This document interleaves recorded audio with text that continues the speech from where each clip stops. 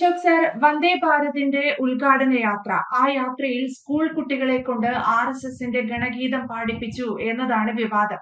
ഗണഗീതം പാടിപ്പിച്ചത് മതേതരത്വം ഇല്ലാതാക്കൽ അല്ലെങ്കിൽ അതിനെതിരെയുള്ള സ്വരം എന്നാണ് മന്ത്രി ശിവൻകുട്ടി, വിദ്യാഭ്യാസ വകുപ്പ് മന്ത്രി പറഞ്ഞിരിക്കുന്നത്. ശിവൻകുട്ടിയുടെ ഈ പ്രസ്താവന എത്രത്തോളം ശരിയാണ്? അദ്ദേഹം ഈ വിഷയം ശരിയായ രീതിയിൽ പഠിക്കാതെയാണോ അല്ലെങ്കിൽ ഗണഗീതം ഏത് എന്നറിയാതെയാണ് പ്രതികരിച്ചിരിക്കുന്നത് എന്ന വിമർശനങ്ങളും ഉയരുന്നു. എങ്ങനെ വിലയിരുത്താം? ഞാൻ ഇതിൻ്റെ അകത്തൊരു കാര്യം ചോദിക്കട്ടെ. ഈ പറയുന്ന ഈ വിഷയം എങ്ങനെയാണ് ഇത്രയധികം വിവാദമായിട്ട് മാറിയത്? വന്ദേ ഭാരത് എക്സ്പ്രസ് ആരംഭിക്കുന്നു. അതിൻ്റെ അകത്ത്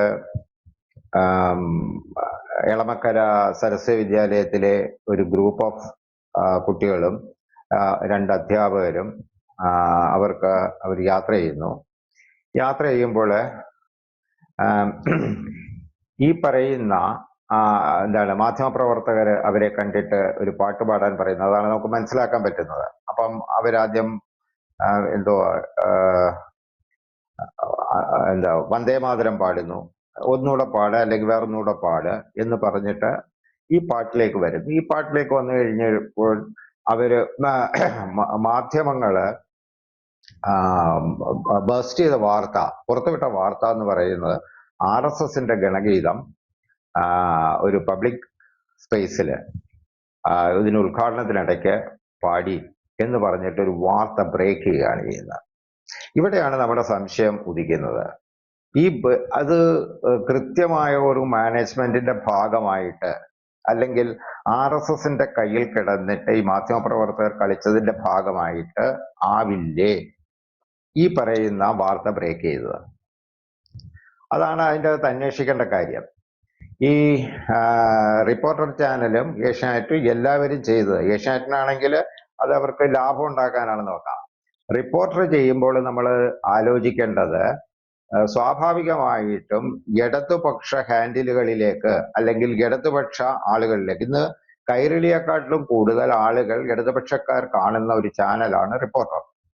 അതിൽ കൂടെ കടത്തിവിട്ട് കഴിഞ്ഞാൽ ഇതുണ്ടാക്കാവുന്ന ഇമ്പാക്റ്റുകളെല്ലാം ഇപ്പോൾ മന്ത്രി പറഞ്ഞതുപോലെ ഒരു പ്രീ പ്ലാൻഡ് പദ്ധതിയാണെങ്കിൽ ഈ പ്രീ പ്ലാൻഡ് പദ്ധതിയിലെ ഏറ്റവും വലിയ ഇടനിലക്കാർ എന്ന് പറയുന്നത് റിപ്പോർട്ടർ പോലെയുള്ള ചാനലുകളുടെ മാധ്യമപ്രവർത്തകരാണ്. അവരിതറിയാതെ അവർക്കിത് ചെയ്യാൻ പറ്റില്ല. അപ്പം നേരത്തെ അവർ തമ്മിലായിരിക്കണം, സംഘവും ചാനലുകളും തമ്മിൽ മുൻകൂറായിട്ട് ഒരു ഒരു യോജിപ്പിന് അല്ലെങ്കിൽ അവർ തമ്മിൽ ഒരു കരാർ ഇതിൻ്റെ അകത്ത് എത്തിയിട്ടുണ്ടാവണം. അങ്ങനെയാണ് ഈ സംഗതി പുറത്തു വരുന്നത്. പക്ഷെ ഇതിന്റെ ഒരു വലിയ പ്രശ്നം എന്താണെന്ന് പറഞ്ഞു കഴിഞ്ഞാൽ മന്ത്രി വളരെ പെട്ടെന്ന് അദ്ദേഹത്തിന്റെ ഭൂതകാലത്തിലേക്ക് പോയി ഒരു SFIക്കാരനായിട്ട് ചാടി വീണു. പൊളിറ്റിക്കലി ഇടതുപക്ഷത്തിന് ഇതിനെ ഗണഗീതം RSSന്റെ ആണ്, ഹിന്ദുത്വമാണെന്നൊക്കെ പറഞ്ഞ് എതിർക്കുന്നതിൻ്റെ അത് തെറ്റൊന്നുമില്ല. അവർക്ക് എതിർക്കാം, പാർട്ടിക്ക് എതിർക്കാം, SFIക്ക് എതിർക്കാം, DYFIക്ക് വായി തോന്നിയതൊക്കെ പറയാം. പക്ഷേ ഉത്തരവാദിത്തപ്പെട്ട മന്ത്രി ഇതിൻ്റെ അകത്തേക്ക് എടുത്തു ചാടിയത് ഒരു നിമിഷം അദ്ദേഹത്തിന്റെ സ്വത്വം മറന്നുപോയി. താൻ മന്ത്രിയാണ്, സ്റ്റേറ്റിന്റെ ഭരണഘടന തൊട്ട് സത്യം ചെയ്ത ഒരു മന്ത്രിയാണെന്നുള്ള കാര്യങ്ങൾ അദ്ദേഹം വിട്ടുപോയി. അവിടെയാണ് ഇതിൻ്റെ അകത്തൊരു സംഭവിച്ച ഒരു അപാകം. അദ്ദേഹം പെട്ടെന്ന് SFIക്കാരനായി. അപ്പൊ ഞാൻ കോളേജ് പഠിക്കുന്ന സമയത്ത് ഇദ്ദേഹം തിരുവനന്തപുരം ജില്ലാ പ്രസിഡന്റോ സെക്രട്ടറിയോ മറ്റോ ആയിരുന്നു.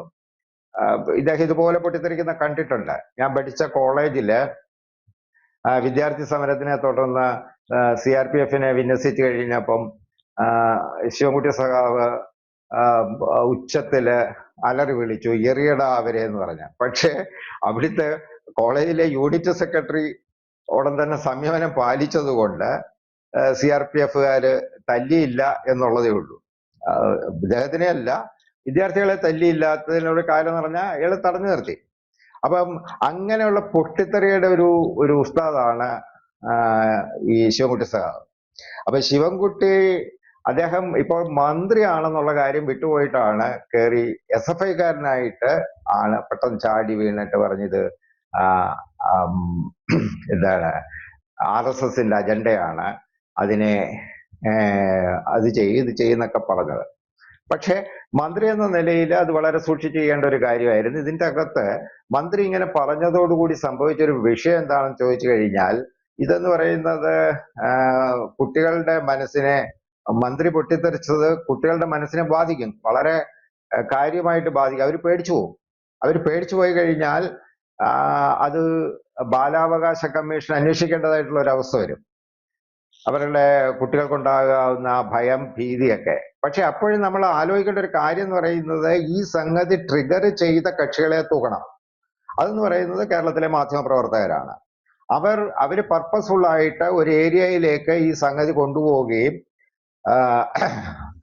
മിനിസ്റ്റർ അതിൻ്റെ അകത്ത് അദ്ദേഹത്തിന്റെ സ്വത്വം മറന്ന് ചാടി വീഴുകയും ചെയ്തു എന്നുള്ളത് ചിത്രമാണെങ്കിൽ പോലും, ഇതിന്റെ ആദ്യത്തെ നിയന്ത്രണം വരേണ്ട ഒരു കാര്യം എന്ന് പറയുന്ന ഈ മാധ്യമപ്രവർത്തകരും സംഘവുമായിട്ട് എന്തെങ്കിലും ഒത്തുകളിയോ ഗൂഢാലോചനയോ നടന്നിട്ടുണ്ടോ എന്നുള്ളതാണ് പ്രധാനമായിട്ടും അന്വേഷിക്കേണ്ട കാര്യം.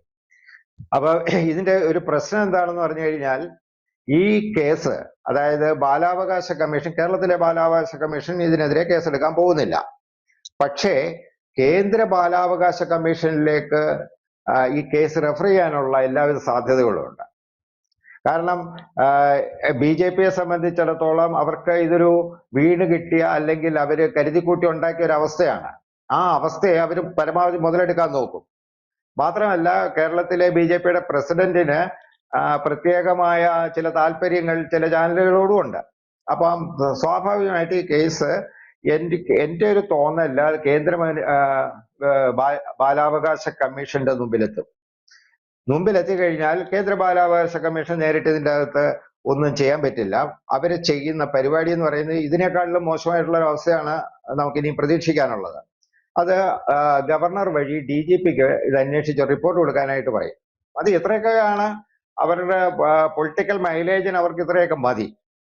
അപ്പൊ അതിനനുസരിച്ചിട്ട് ഇവിടുത്തെ ഗവൺമെന്റും ഇടതുപക്ഷ വിദ്യാർത്ഥി സംഘടനകളും ഇടതുപക്ഷക്കാരും പ്രതികരിക്കാൻ തുടങ്ങിക്കഴിഞ്ഞാൽ അതിനനുസരിച്ചിട്ടുണ്ടാകുന്ന ഒരു ഡ്രിഫ്റ്റ് ഉണ്ട്. ആ ഡ്രിഫ്റ്റിലാണ് BJP-യെ സംബന്ധിച്ചിടത്തോളം ഉള്ളവരുടെ നോട്ടം.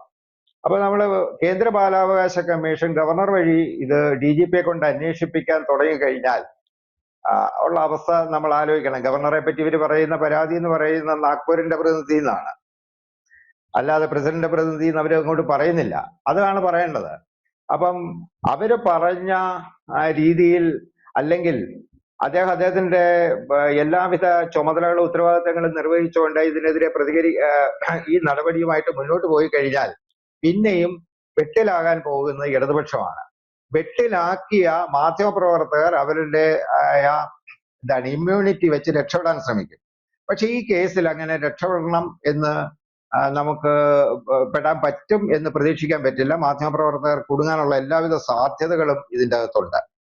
പിന്നെ സംഭവിക്കാൻ സാധ്യതയുള്ള ഒരു കാര്യം എന്ന് പറയുന്നത്, ഇന്ത്യയുടെ വിവിധ ഭാഗങ്ങളിൽ മലയാളികളുണ്ട്.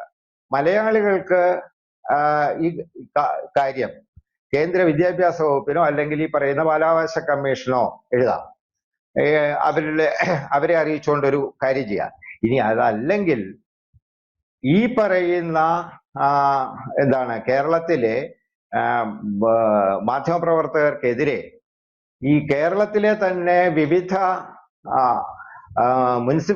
മജിസ്ട്രേറ്റ് കോടതികളിൽ ഇതിൻ്റെ അകത്തൊരു വലിയൊരു ക്രിമിനൽ എലമെന്റ് ഉണ്ട്. കുട്ടികളെ ഭീഷണിപ്പെടുത്തുന്നതിന്റെ ഭാഗമായിട്ട് ഇവർ ഒത്തുകളിച്ചു, അല്ലെങ്കിൽ ഒത്തുകളിച്ചു എന്നല്ല, അങ്ങനെയുള്ള വാർത്തകൾ സൃഷ്ടിച്ചു എന്ന് പറഞ്ഞാൽ തന്നെ കേരളത്തിലെ ഏതാണ്ട് എനിക്ക് തോന്നുന്നത് 64ഓളം മജിസ്ട്രേറ്റ് കോടതികളുണ്ട്. കോടതികളിൽ ഓരോരുത്തരായിട്ട് കേസ് കൊടുക്കാൻ തുടങ്ങിക്കഴിഞ്ഞാൽ എന്തായിരിക്കും ഈ മാധ്യമങ്ങളുടെ അവസ്ഥ? ഇതൊക്കെയാണ് ഇതിന്റെ ഒരു പരിണിത ഫലം. പിന്നെ ഇപ്പം കഴിഞ്ഞ ദിവസം കണ്ടത്, പല ചാനലുകളും റിട്രീവ് ചെയ്യുന്നതിന്റെ ഭാഗമായിട്ട് ഇതിന്റെ അകത്തെ വിശദാംശങ്ങൾ, വ്യാഖ്യാനങ്ങളൊക്കെ കൊടുത്ത് തലയൂരാനുള്ള ചില ശ്രമങ്ങളൊക്കെ നടത്തുന്നതായിട്ട് കാണാനുണ്ട്. അത് നല്ല കാര്യമാണ്. തടി രക്ഷിക്കുന്നത് എല്ലാവരെയും സംബന്ധിച്ചിടത്തോളം വളരെ നല്ല കാര്യമായിരിക്കും. ഇല്ലെങ്കിൽ ഈ കേസ് എന്ന് പറയുന്നത് നിയമപരമായിട്ട് ഏത് വകുപ്പിട്ട് ചാർജ് ചെയ്യുന്നതെന്ന് നമുക്ക് പറയാൻ പറ്റത്തില്ല ഇപ്പം. അത് ഞാൻ ഒരു അഡ്വക്കേറ്റിനോട് സംസാരിച്ചപ്പോൾ പുള്ളി പറയുന്നത്, ഇതിന്റെ വൈപുല്യം, അതായത് ആധുനിക ലോകത്തിൽ ബാലാവകാശത്തിനുള്ള പ്രസക്തി എന്ന് പറയുന്ന അതീവ എന്താണ് സവിശേഷതയുള്ള കാര്യമാണ്. അതില് മാധ്യമങ്ങളൊക്കെ ഇടപെടുന്നതിനൊക്കെ വളരെ സൂക്ഷിച്ചിടപെടണം. അല്ലെങ്കിൽ വലിയ വലിയ അപകടങ്ങൾ അവർക്കാണ് ഉണ്ടാകുന്നത്, അല്ലാതെ കുട്ടികൾക്കുണ്ടാകാൻ സാധ്യതയില്ല. മാത്രമല്ല, ഇപ്പൊ നമ്മൾ കാണുന്ന കാഴ്ച എന്താണെന്ന് പറഞ്ഞു കഴിഞ്ഞാൽ, കേരളത്തിലെ പൊതുസമൂഹം അത് മന്ത്രി ഇങ്ങനെയൊന്നും ചെയ്യേണ്ട കാര്യമില്ലായിരുന്നു എന്ന അഭിപ്രായമുള്ളവരാണ്. കാരണം കുട്ടികളാണ്, പാടിക്കോട്ടെ. ഇപ്പൊ പണ്ട് കാലത്തെ ഈ ഓർക്കുട്ടൊക്കെ ഉണ്ടായിരുന്ന കാലത്ത് ഇറങ്ങിയൊരു വീഡിയോ ഉണ്ട്. എഞ്ചിനീയറിംഗ് കോളേജിലെ വിദ്യാർത്ഥികള് ചെയ്ത ഇപ്പോഴത്തെ റീലിന് സമാനമായിട്ട് അന്ന് ചെയ്ത് യൂട്യൂബിൽ ഇട്ടിരുന്ന ഒരു വീഡിയോ ഉണ്ട്. എന്താണ്, നീല ബക്കറ്റ് എന്നൊക്കെ പറഞ്ഞൊരു പാട്ടുണ്ട്. ഇപ്പൊ ഞാനത് പാടിക്കഴിഞ്ഞു കഴിഞ്ഞാൽ ഉടൻ തന്നെ ഞാൻ എഞ്ചിനീയറിംഗ് കോളേജിന്റെ വക്താവാണ് എന്ന് പറയുന്നതിൻ്റെ അകത്ത് ഒരു കാര്യവും ഇല്ല. അത് ഇങ്ങനെ പല വിഷയങ്ങളും പിള്ളേർ പല പാട്ടുകളും പാടിയെന്നിരിക്കും. ട്രെയിനിലൊക്കെ ഈ നമ്മൾ യൂണിവേഴ്സിറ്റികളിലേക്ക് പോകുന്ന ബസ്സിന്റെ അകത്ത്, ബസ് പോകുമ്പോൾ ശ്രദ്ധിച്ചാൽ അതിൻ്റെ അകത്ത് കേൾക്കുന്ന പാട്ടുകൾ എന്ന് പറയുന്നത് കൊടുങ്ങല്ലൂർ തൊട്ട് പാടുന്ന പലവിധ പാട്ടുകളും കേൾക്കാൻ ഒക്കും. അപ്പൊ നമ്മള് ഇവരൊക്കെ ഈ വിദ്യാർത്ഥികളൊക്കെ കൊടുങ്ങല്ലൂർ അമ്പലത്തിൽ പോയിട്ട് വരുന്നതാണെന്ന് പറയാൻ പറ്റുമോ? അപ്പം ഇതിന്റെ അകത്ത് ആവശ്യമില്ലാത്ത ഒരു എടുത്തിയാട്ടം മന്ത്രിയുടെ ഭാഗത്തു നിന്നുണ്ടായി. അത് പിന്നെ ഉന്നത വിദ്യാഭ്യാസ മന്ത്രിയും അത് ആവർത്തിച്ചു. പിന്നെ നിയമപരമായിട്ടൊന്ന് നടപടി എടുക്കുന്ന എന്തായാലും ഭാഗ്യത്തിന് ഡോക്ടർ ആർ ബിന്ദു പറഞ്ഞില്ല. അങ്ങനൊരു ഗുണം ഉണ്ടായിട്ടുണ്ട്. അപ്പം ഇത് നമുക്ക് കുറച്ചു ദിവസം കൂടെ വെയിറ്റ് ചെയ്യാം. ബാലാവകാശ കമ്മീഷൻ ഏത് എക്സ്റ്റെന്റ് വരെ പോകുന്നു, അല്ലെങ്കിൽ അത് ഇത് വിട്ടുകളയുന്നോ, BJP ഇത് ഉപേക്ഷിക്കുന്നോ, RSS ഇതിൻ്റെ അകത്ത് എന്താണ് അടിത്തറ വേലകൾ, അതായത് ഗ്രൗണ്ട് പരിപാടികളൊന്നും ചെയ്യുന്നില്ലയോ എന്നൊക്കെ ഉള്ളത് നമുക്ക് വരും ദിവസങ്ങളിൽ കണ്ടിരിക്കാനുള്ളതാണ്. മാധ്യമങ്ങളാണ് ഇക്കാര്യത്തിൽ വളരെ സൂക്ഷിക്കേണ്ടത്. മാധ്യമങ്ങളുടെ അവസ്ഥ അവര് മനസ്സിലാക്കണം. തങ്ങളുടെ നിലപാട് എന്താണ്, തങ്ങൾക്ക് കിട്ടിയിരിക്കുന്ന ഇമ്മ്യൂണിറ്റി എന്ന് പറയുന്ന ഇതുപോലെ കുട്ടികളെ ഭീഷണിപ്പെടുത്താനോ ദുരുപയോഗം ചെയ്യാനോ ഉള്ളതല്ല എന്നവര് മനസ്സിലാക്കണം. യെസ്, അതാണ്. എന്തായാലും മന്ത്രി ശിവൻകുട്ടി പറഞ്ഞിരിക്കുന്ന പ്രസ്താവന ഗണഗീതം വിവാദം മാധ്യമങ്ങൾ ഉണ്ടാക്കിയതിനേക്കാൾ കൂടുതൽ രൂക്ഷമായ ഒരു വിഷയമായി മാറുകയാണ്. അശോക് സാർ സൂചിപ്പിച്ചതുപോലെ മന്ത്രി പെട്ടെന്ന് ഒരു എടുത്തുചാടലാണോ ഈ വിഷയത്തിൽ നടത്തിയത് എന്ന് പോലും ചിന്തിക്കേണ്ടിയിരിക്കുന്നു. ഉന്നത വിദ്യാഭ്യാസ മന്ത്രി ബിന്ദുവും അതേ നിലപാട് ആവർത്തിക്കുന്ന കാഴ്ചയാണ് നമ്മൾ കണ്ടത്. വരും ദിവസങ്ങളിൽ ഈ വിവാദം കൂടുതൽ ശക്തി പ്രാപിക്കുമോ അതോ BJP ഉൾപ്പെടെ വിഷയം ഉപേക്ഷിക്കുമോ എന്നതും കണ്ടറിയേണ്ടതാണ്. വ്യക്തമാണ്. Thank you, Ashok sir.